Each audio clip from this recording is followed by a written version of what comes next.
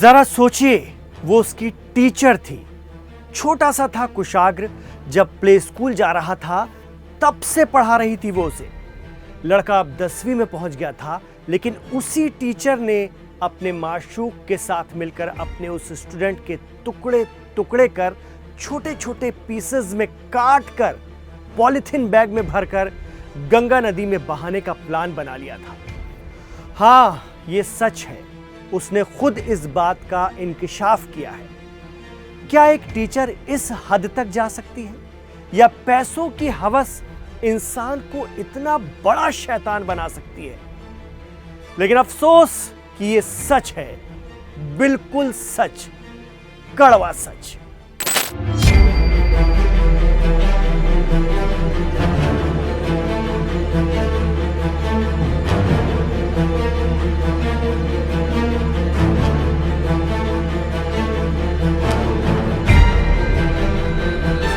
नमस्कार, आदाब, सत श्री अकाल। लाइव हिंदुस्तान पर आप देख रहे हैं क्राइम कथा। कानपुर शहर के आचार्य नगर में रहने वाले बड़े कपड़ा कारोबारी मनीष कनौड़िया के 10वीं क्लास में पढ़ने वाले 16 साल के बेटे कुशाग्र के कत्ल के मामले में मुल्जिमों से पुलिस की पूछताछ में जो बातें निकल कर आ रही हैं, वो दिल को दहला देने वाली हैं। सबसे अफसोसनाक बात तो यह है कि यह काम उसकी ट्यूशन टीचर रही रचिता ने अपने प्रेमी और उसके दोस्त के साथ मिलकर किया, क्योंकि उन्हें बच्चे के अगवा के एवज में परिवार से 30 लाख रुपए वसूलना था और फिर शादी करके खूब घूमना फिरना और मस्ती मारना था। लेकिन कुशाग्र को अगवा करने के बाद उसे छोड़ने का इरादा इन लोगों का शुरू से नहीं था। वो पूरी प्लानिंग के तहत ये तय कर चुके थे कि कुशाग्र को मारना ही मारना है। रचिता, उसका आशिक प्रभास शुक्ला और शिवा कुशाग्र की लाश को छोटे छोटे टुकड़ों में काटकर पॉलिथीन बैग में भरकर ठिकाने लगाने वाले थे।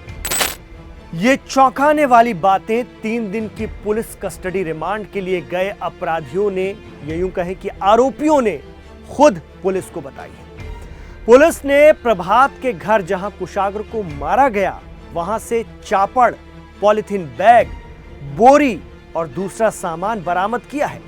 मेडिकल कराने के बाद इन तीनों को क्राइम ब्रांच कार्यालय में रखकर अलग अलग पूछताछ की गई। कत्ल के इन मुल्जिमान ने पुलिस को बताया है कि वो लोग कुशाग्र के मर्डर के बाद फिरौती के 30 लाख रुपए वसूलना चाहते थे। मर्डर के बाद, जी हां, आपने सही सुना, लड़का बड़ा था, कहीं भेद ना खोल दे, इसलिए इन लोगों का उसे मारना तो तय था। इस बीच कुशाग्र के शव के टुकड़े करके पॉलिथीन बैग में भरकर गंगा नदी में फेंकने की इन्होंने तैयारी भी कर ली थी। 25 साल की टीचर रचिता का प्रेमी प्रभात पुलिस को बता रहा है कि उसे मालूम था कि कुशाग्र के घर वालों के पास खूब पैसा है और बेटे के लिए वो कुछ भी करेंगे और डर कर बिना कहीं सूचना दिए फिरौती की रकम भी दे देंगे। उसने बताया है पुलिस को कि उसे इसका अंदाजा नहीं था कि वो सीसीटीवी फुटेज में कैद हो गया है। दरअसल बड़ी बात यह है कि आजकल क्राइम करने वालों की सबसे बड़ी मुसीबत और पुलिस का सबसे बड़ा सहारा जगह जगह लगे सीसीटीवी कैमरे ही तो हैं, जो कहीं ना कहीं इनका सुराग में सबूत निकाल कर लेकर आ जाते हैं। प्रभात शुक्ला ज्यादा चालाक बन रहा था।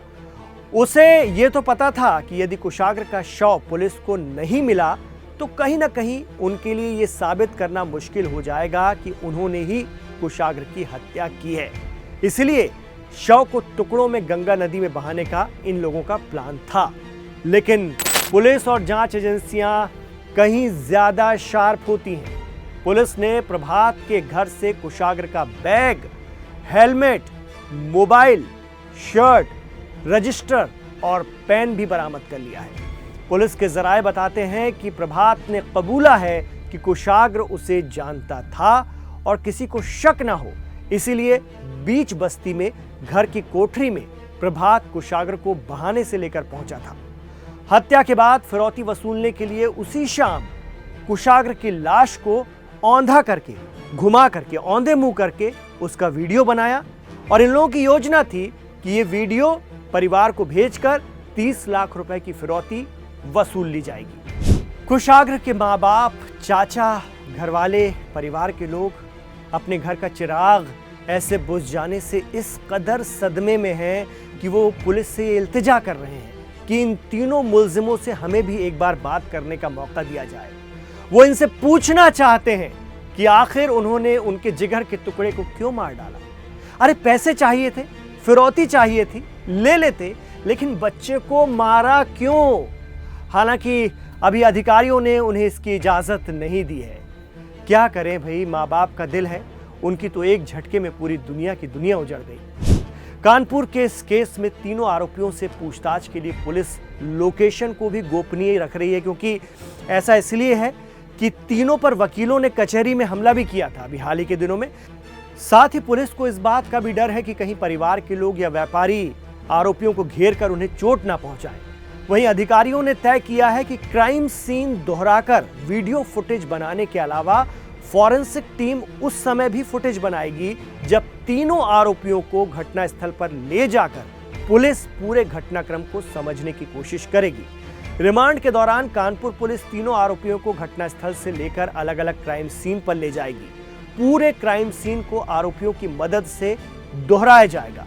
कड़ी से कड़ी जोड़कर हत्याकांड में अहम सबूत जुटाए जा रहे हैं ताकि ऐसी गिरी हुई हरकत करने वाले आरोपियों का गुनाह साबित होने पर उन्हें कानून के मुताबिक सख्त से सख्त सजा दिलाई जा सके।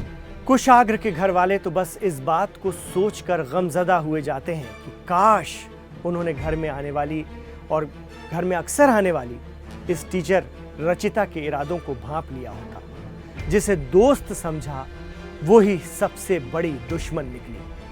कहते हैं ना, दुश्मन न करे दोस्त ने वो काम किया है, अब उम्र भर का गम हमें इनाम दिया है।